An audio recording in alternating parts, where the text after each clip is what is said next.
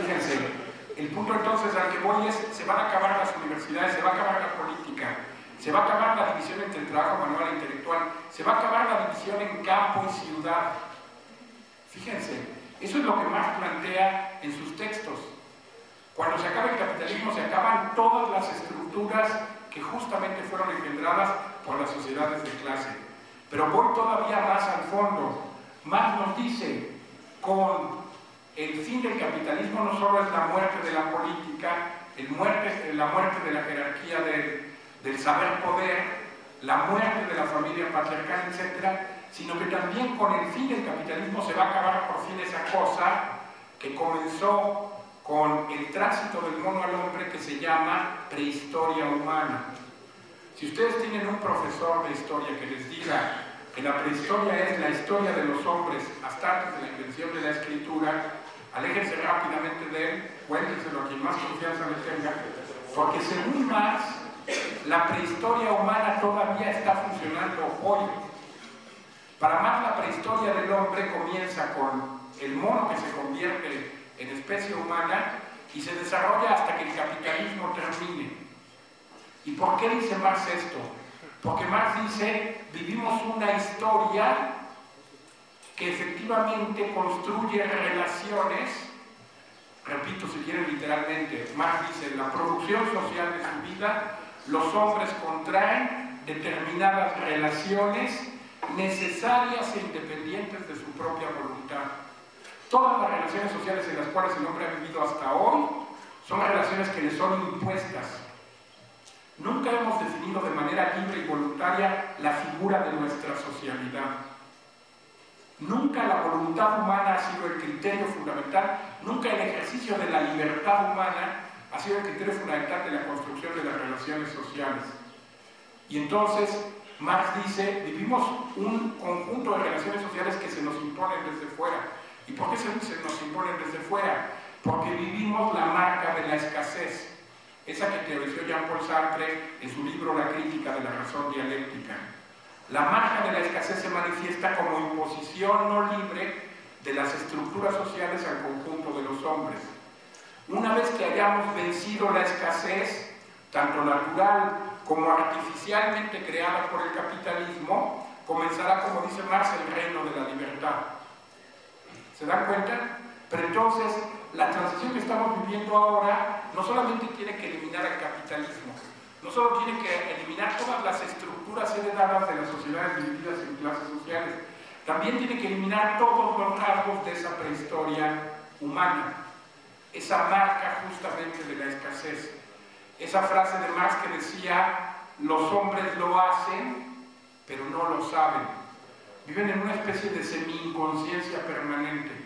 Es lo mismo que Brodel dice cuando dice, hasta hoy la humanidad ha vivido una historia más sufrida que protagonizada. Más que ser los protagonistas de los hechos históricos, somos un poco sus víctimas. Y de ahí la frase de Marx en el 18 Brumario, los hombres hacen su historia, pero no en las condiciones elegidas por ellos. El día que los hombres puedan elegir las condiciones en las que hacen su historia y puedan definir libremente la figura de su socialidad, dice Marx, comenzará la historia del hombre. Pero entonces se dan cuenta de la dificultad del tránsito que estamos viviendo. Por eso ese tránsito no es de un día para otro. Por eso estas revueltas que se ven en el mundo árabe son fantásticas y tenemos todas las esperanzas en ellas, pero tenemos que ver su resultado. Por eso los cambios que se empiezan a dar en América Latina son muy provisorios, y no me refiero a los gobiernos socialdemócratas, me refiero al fortalecimiento de los movimientos antisistémicos, voy a hablar ahora de eso. Justamente son muy provisorios, pero todavía la moneda sigue estando en el aire. Porque fíjense, ¿cuál es entonces una de las tantas consecuencias que debemos sacar de estar viviendo esta compleja transición histórica donde se empata el fin del capitalismo, el fin de las sociedades de clases y el fin de la prehistoria humana? Tenemos que sacar una lección que los movimientos de 1968 proclamaron justamente a los cuatro vientos, que era la idea de decir, si queremos efectivamente hacer la revolución, no podemos postergarla como han hecho los partidos comunistas para las calendas griegas. ¿Qué decían los partidos comunistas tradicionales, incluido el Partido Comunista Mexicano y todos los de América Latina, cuando las mujeres decían, pero es que nosotras también somos oprimidas. Entonces los comunistas decían, no te preocupes, porque cuando tomemos el poder, entonces sí vamos a empezar a cambiar la relación de opresión de las mujeres. Y llegaban los jóvenes y decían, oigan, pero es que a nosotros nos maltratan, y ser joven es una especie de pecado en la sociedad, y nosotros qué culpa tenemos. Y la familia en la que vivimos efectivamente es una estructura ya caduca. La monogamia es una cosa verdaderamente absurda, es verdaderamente irracional, porque el hombre naturalmente no es monógamo, y eso no lo digo yo, lo dice justamente Engels.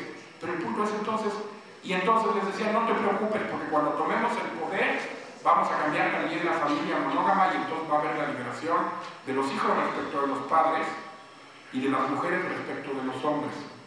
Y entonces todos los problemas que se planteaban que no fuera la toma del poder político se postergaban para las calendas griegas. Pero ¿qué dicen todos los movimientos del 68? Los movimientos del 68 dicen, mientras más hago el amor, más ganas tengo de hacer la revolución. Y mientras más hago la revolución, más quiero hacer el amor. Y también los movimientos del 68 dicen, lo personal es político, esta consigna que ahora repiten las feministas, y lo político es directamente personal. Y los estudiantes italianos dicen, vogliamo tutto e subito, no per domani. Es decir, lo queremos todo y lo queremos de inmediato. No lo queremos para mañana, lo queremos aquí y ahora. ¿Por qué subrayo esto? Porque fíjense, los movimientos realmente antisistémicos en América Latina, de un lado han cobrado conciencia de la complejidad de este tránsito histórico y de este desafío que estamos planteando ahora. No solamente tenemos que luchar entonces contra el poder político capitalista y contra la explotación económica del capital sobre el trabajo asalariado, también tenemos que luchar contra el patriarcado, también tenemos que luchar contra la idea prepotente del hombre respecto de la naturaleza, la idea capitalista que nos ha llevado a las puertas de la catástrofe ecológica. También tenemos que luchar contra las jerarquías del saber-poder. También tenemos que luchar contra esa ridícula división que dice la cultura es solo las cosas que hace la élite, la cultura es solo la alta cultura, y la baja cultura, bueno, pues es simpática, ¿no? Es folclore, son cositas. Miren cómo se visten los indígenas de muchos colorcitos.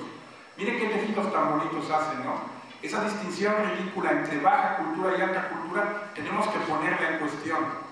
Porque todo esto es fruto de esa sociedad de clase. Y tenemos que empezar a poner en cuestión el trabajo mismo. El trabajo es la marca fundamental de la escasez. Marx dice claramente en sus textos, una de las primeras cosas que hará justamente una sociedad no capitalista es abolir el trabajo. Si ustedes encuentran por ahí un marxista que les diga que el trabajo es la esencia del hombre, otra vez, rápidamente aléjense de esa persona, cuéntenselo, quien más confianza le tengan, esa persona no ha entendido nada de Marx. ¿Sí? Marx dice en el capítulo primero de la ideología alemana que el comunismo se instaura sobre la abolición del trabajo. Y lo repite en el Capital, para que no vayan a decir que esa idea es del Marx joven. En el Capital él dice, la reducción progresiva de la jornada de trabajo es la condición primera del desarrollo del reino de la libertad. Nuestra condición como seres humanos no se despliega en esa actividad fatigosa, extenuante, y que nadie quiere hacer, y que nadie hará el día que las máquinas trabajen por nosotros, que es el trabajo. Ojo, no confundan la actividad con el trabajo. La ciencia es una actividad, no es trabajo. El arte, la música, el deporte no son actividades, no son trabajo. Pero el trabajo efectivamente tiene que ser abolido.